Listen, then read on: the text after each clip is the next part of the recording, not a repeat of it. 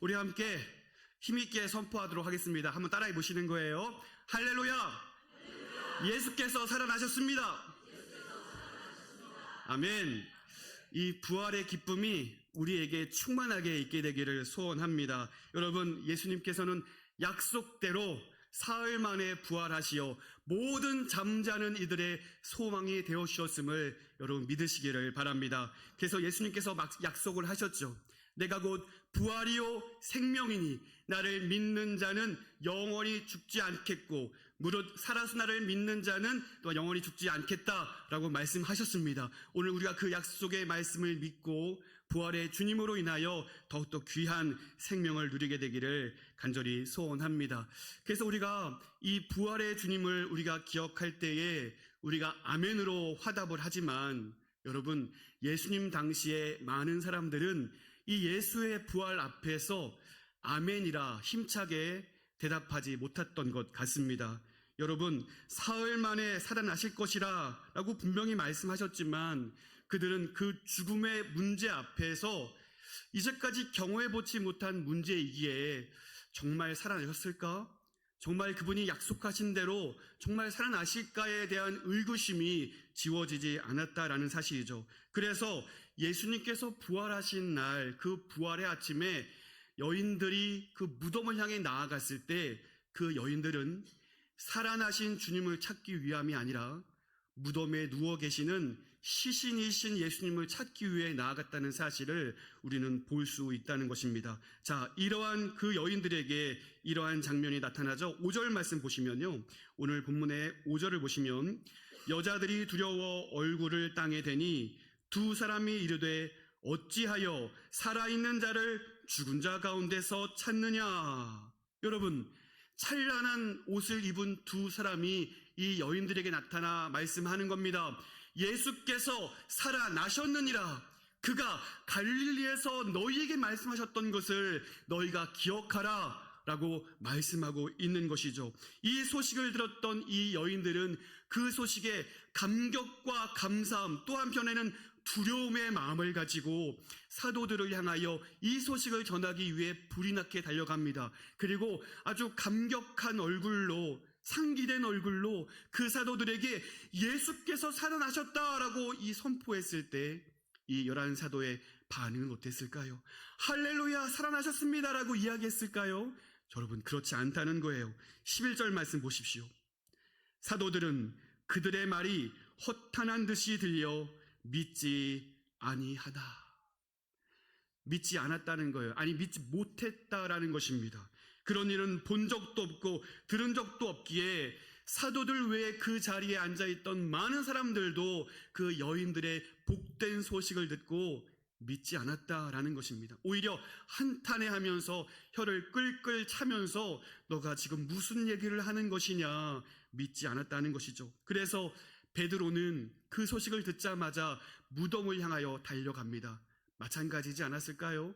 살아나신 주님을 보기 위함이 아니라 이런 일은 본 적이 없기에 그 무덤에 갔을 때 예수의 시신이 그렇게 누워져 있을 것을 생각하고 무덤을 향해 달려갈 수밖에 없었다라는 것입니다. 여러분, 오늘 우리가 읽었던 본문은 같은 부활의 날에 이루어진 배경입니다. 자, 13절 말씀 보시기 바랍니다.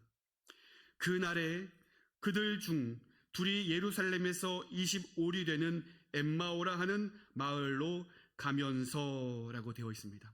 어쩌면 이들은 예수님께서 예루살렘에 입성할 때부터 예수님과 함께 혹은 가까이 하진 못하더라도 멀찌감치서 예수님의 행적을 지켜보았던 사람들인 걸로 여겨집니다. 왜냐하면 그들이 예수께서 하신 일, 그 일주일간 있었던 많은 일들에 대하여서 그들이 함께 이야기하고 심각한 말로 대화했기 때문이라는 거예요. 그래서 여러분 본문의 15절을 보시면 그들이 서로 이야기하며 문의할 때라고 되어 있어요. 여기서 문의한다는 원어의 의미를 보면 아주 열띤 토론을 할 때 이 단어가 사용되어지는 거예요. 이 단어가 다른 본문에 어떻게 사용이 되냐면 사울이 바울 되기 전에, 사울의 시절에 그리스도인들을 옥에 가두고 그들을 사형 판결 내리기 위해서, 이 그리스도인들을 잡아 죽이기 위해서 열띤 토론, 열띤 반박을 하는 그 장면에 이 단어가 사용되어진다는 거예요. 그러니까 이 두 사람의 대화를 우리가 생각해 본다면 예수께서 행하신 일들, 특별히 많은 사람들이 이 예수를 정치적인 메시아로 꿈꿨단 말입니다. 그러니 예수를 통하여서 이 유대 땅이 로마의 압제로부터 우리를 구원하여 내어줘서 옛 다윗 왕조의 찬란한 문화를 우리에게 다시 한번 꽃피워줄 왕이다 라고 생각했지만, 그는 무력하게, 아주 무력하게 십자가에서 죽으심으로 그 모든 소망들을 깨어뜨려 버린 소망이 없는 실패자로 간주하고 사람들이 떠들었다는 거예요. 그러나 한 여인의 이야기로 말미암아 그분이 살아났다는 소식을 듣게 되고 이 두 사람이 열띤 토론을 하고 있는 겁니다. 살아나셨느냐? 아니, 그런 일이 어디에 있겠느냐? 그런 일을 우리가 본 적이 있느냐라면서 아마도 그 두 사람의 대화의 종점은 아마 일어나지 못했을 것이다. 아니, 그분은 살아날 리가 없다 라면서 짙은 패배감을 안고 엠마오로 향하고 있는 모습이라 우리는 상상해 볼 수 있다는 거예요. 왜냐하면 여러분, 기대가 크면 실망도 큰 법이기 때문에 그렇습니다. 그들의 표정은 그들의 마음 상태를 이렇게 보여줍니다. 17절 뒷부분을 보실까요? 두 사람이 슬픈 빛을 띠고 머물러 서더라. 네, 그들의 얼굴에는 슬픈 빛이 가득합니다. 한 주 전까지만 하더라도 그 예수를 통하여서 이 나라가 회복되고 구원받을 것이라 생각하고 그 얼굴빛이 환하였지만, 이제 예수의 죽음으로 인하여 그들의 얼굴빛은 슬픈 기색으로 역력하고 있다는 것을 보여주고 있는 것입니다. 사랑하는 성도 여러분, 그럼에도 불구하고 예수께서는 약속대로 사흘 만에 부활하시어 유다의 임금뿐만이 아니라 모든 인류의 임금 되셔서 저와 여러분의 소망이 되어 주셨다는 사실을 여러분 기억하시기를 바랍니다. 그분은 십자가에서 실패한 것이 아니요 다시 살아나셔서 죽음의 저주를 끊으시고 모든 믿는 자들의 소망이 되어 주셨음을 여러분 믿으시기를 바랍니다. 이 부활의 신앙이, 이 부활의 소망이 오늘 이 시간 저와 여러분에게 온전히 회복될 수 있기를 간절히 소원합니다. 여러분, 옆에 계신 분들 얼굴을 한번 살짝 보세요. 혹시 슬픈 빛을 띠고 계시는 분들이 있습니까? 아니면 다 소망으로 가득 차 있습니까? 여러분, 어쩌면 이것이 우리 신자들의 딜레마 아닐까요? 우리는 부활의 주님을 믿어 의심치 않습니다. 그분이 살아나셔서 우리 모든 잠자는 자들의 첫 소망이 되어주셔서 우리도 그와 같이 부활할 것임을 우리 모두가 믿어 의심치 않습니다. 하지만 우리의 고단한 현실의 문제 앞에서 때로는 우리의 믿음과 우리의 삶에 괴리감을 느낄 때가 있다는 거예요. 우리가 이 믿는 믿음이 있지만 현실의 문제가 너무나 큰 나머지 이 문제는 신앙으로도 극복될 수 없어. 이 문제는 해결될 기미가 보이지 않아. 이 문제는 내가 엎드려 간구한다 할지라도, 아니 3일간 금식 기도를 한다 할지라도 이 문제는 해결될 일이 아니야 라면서 그렇게 어쩌면 여인들과 같이 아니라 죽어있는 그 예수를 바라보고 있지는 않은지 우리의 신앙을 점검할 수 있어야 한다는 것입니다. 예수님께서 나는 부활이요 생명이니 나를 믿는 자는 죽어도 살겠고 무릇 살아서 나를 믿는 자는 영원히 죽지 아니하리니 이것을 내가 믿느냐? 라고 물어보았을 때 우리가 아멘이라 이야기하지만 이 각박한 이 세상 나라를 살아가면서 우리는 마르다와 같이 내 주님, 죽어서 가는 하나님 나라는 내가 믿습니다 라면서 우리의 한계를 가지고 주님의 일하심을 잣대를 가지고 평가하고 한계 짓고 있지 않는가 하는 거예요. 그러나 여러분, 예수님께서 이 땅에 오셨을 때 이미 예수님을 통하여 이루어진 그 하나님의 나라를 우리는 볼 수 있어야 한다는 것입니다. 예수님을 통하여 이 땅에 하나님의 나라가 왔으며 아직은 주님이 다시 오지 아니하셨기에 다시 오실 그 완전한 하나님의 나라를 꿈꾸고 있는 이 중간기의 시대를 살아가면서 우리 신자들은 죽음 이후에 그 하나님 나라만을 소망하는 것이 아니라 예수를 통하여 이미 이루어진 그 하나님의 나라를 꿈꾸고 하나님의 이 부활의 기쁨을 다시 한번 누리며 살아갈 수 있는 그 부활의 기쁨이 우리 안에 온전히 이루어져 있어야 한다는 것입니다. 여러분, 이 부활하신 예수 그리스도를 우리가 바라볼 수 있기를 원합니다. 오늘 부활주일을 준비하면서 아름다운 꽃들이 장식되어 있어요. 하지만 이 아름다운 꽃들도 반드시 시들고 말 것이지만 우리 주님의 말씀은, 약속하신 주님의 말씀은 영원히 썩지도 아니하고 영원히 쇠하지도 아니하는 약속의 말씀됨을 여러분 믿으시기를 바랍니다. 여러분, 주님은 약속대로 사흘 만에 부활하셔서 이 모든 사람들에게, 의심하는 자들에게 그 부활의 몸을 나타내 보여주심으로 그 약속을 성취해 주십니다. 먼저는 그 여인들에게 부활의 몸을 보여주십니다. 11사도와 많은 사람들에게 그 부활의 몸을 나타내 보여주십니다.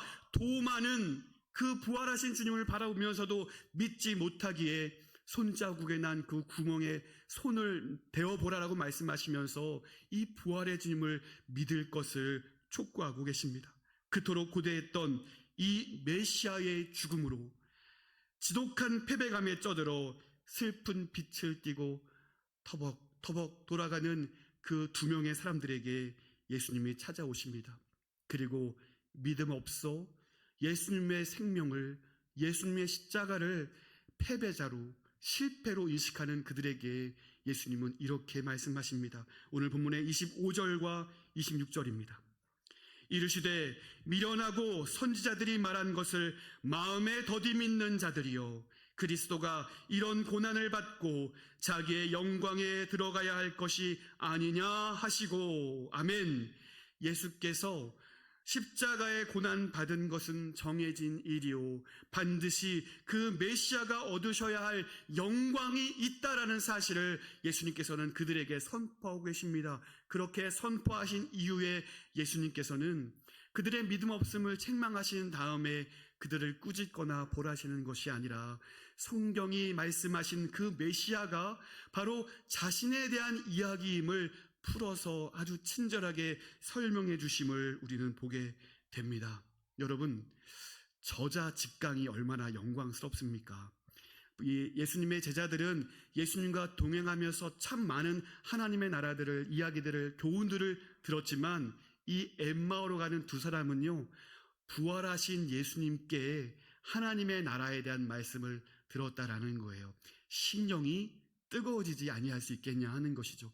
그래서 이 2사람은 예수님과 대화했던, 예수님께 말씀을 들었던 그 아름다운 시간들을 회상하면서 이렇게 얘기합니다. 32절입니다. 그들이 서로 말하되 길에서 우리에게 말씀하시고 우리에게 성경을 풀어주실 때에 우리 속에서 마음이 뜨겁지 아니하더냐 하고. 아멘. 사랑하는 성도 여러분, 오늘도 살아계셔서 우리에게 말씀하여 주시는 그 주님의 음성으로 인하여 여러분의 심령이 따뜻해지기를, 아니 뜨거워지게 되기를 간절히 소원합니다. 여러분, 주의 말씀에는 생명이 있어요. 주의 말씀은 2000년 전에 죽은 말씀이 아니라 오늘 살아서 우리와 호흡하시며 우리에게 생생히 들려주시는 주님의 음성인 것을 여러분 기억하시기를 바랍니다. 여러분, 이 말씀을 묵상할 때에 우리에게 주어지는 은혜가 반드시 있다라는 거예요. 살아가면서 만나게 되는 어려움이 있습니다. 때론 그 문제들로 인해서 세상이 끝나버린 듯한 절망감을 느끼기도 합니다. 그 누구에게도 말할 수 없는 마음의 무거움을 가지고 때로는 가슴을 치며 눈물 흘릴 때도 있습니다. 여러분, 그 어려움의 시간에 저 영광스러운 하나님의 나라를 향해 나아가는 그 믿음의 길 위에서 오늘 우리에게 생생히 들려주시는 주님의 음성에만 귀를 기울일 수 있는 저 여러분 될 수 있기를 간절히 소원합니다. 여러분, 그래서 마음에 더디 믿음으로 세상 것들에 마음이 빼앗겨 슬픈 빛으로 가득한 우리에게 말씀하시는 이 주님의 단호한 명령을 들으세요. 마음에 더디 믿는 자들이요.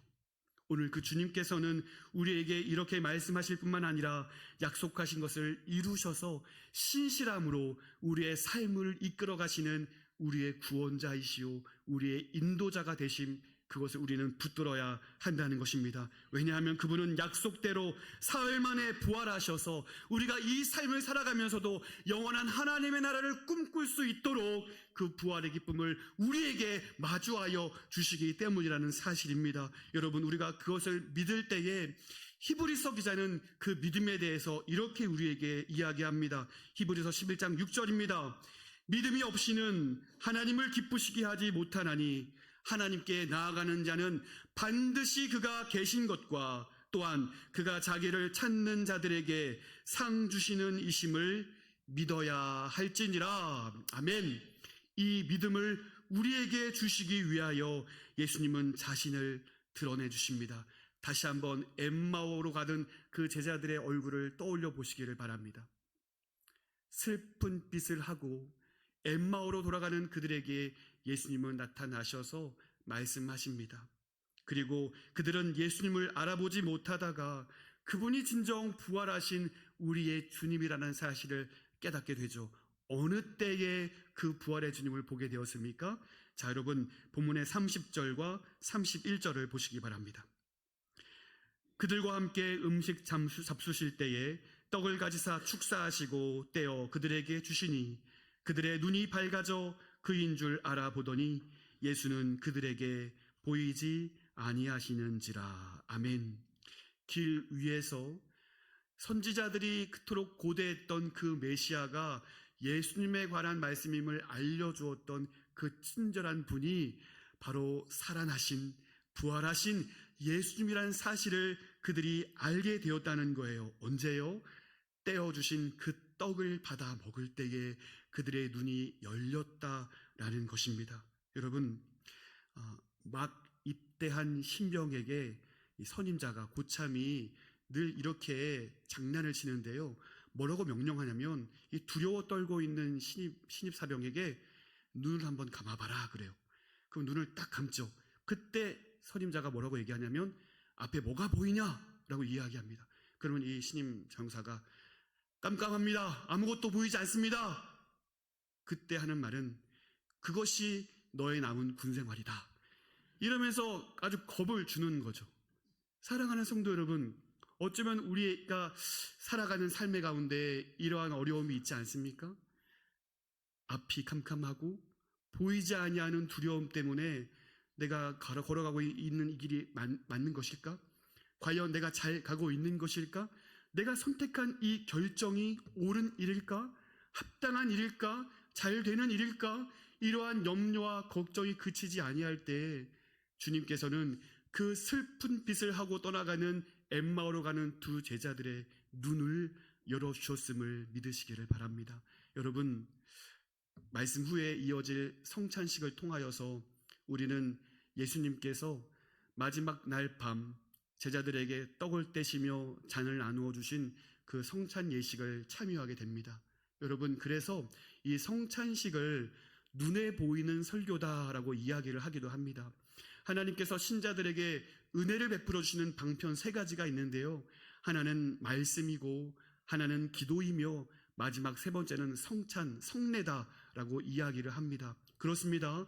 우리는 이 성찬 예식을 통하여서 엠마로 갔던 이 두 사람이 실패감과 절망감으로 눈이 가리워진 채 절망감에 살아가고 있던 그에게 이 성찬 예식을 통하여 눈이 밝히 띄어지고 나와 함께 동행했던 그분이 바로 살아나신 예수님이시구나라고 알게 해주셨던 것처럼 우리가 때로는 어려움 가운데 삶을 살면서 주님의 도우심을 느끼지 못한다 할지라도 주님은 언제나 나와 동행하셨고 주님은 언제나 나에게 말씀하셨고 언제나 주님은 우리에게 다시 한번 살아갈 수 있는 힘과 능력을 주셨다라는 사실을 우리에게 알게 주신다라는 것입니다. 이 성찬 예식을 통하여서 그 은혜가 저와 여러분에게 있게 되기를 간절히 소원합니다. 혹시 슬픈 빛으로 이 부활의 기쁨과 부활의 능력을 잃어버린 채로 세상에 짓눌려 살아가는 우리의 삶이 있었더라면 오늘 은혜로 주시는 성찬 예식을 통하여 우리의 눈이 밝혀지게 되기를 간절히 소원합니다. 우리의 염려와 근심이 오직 주 예수 앞에 내려놓아짐으로 부활의 능력으로, 부활의 기쁨으로 모든 어려움을 이겨 살아갈 수 있는 그 부활의 능력이 회복될 수 있기를 주님의 이름으로 축원드립니다.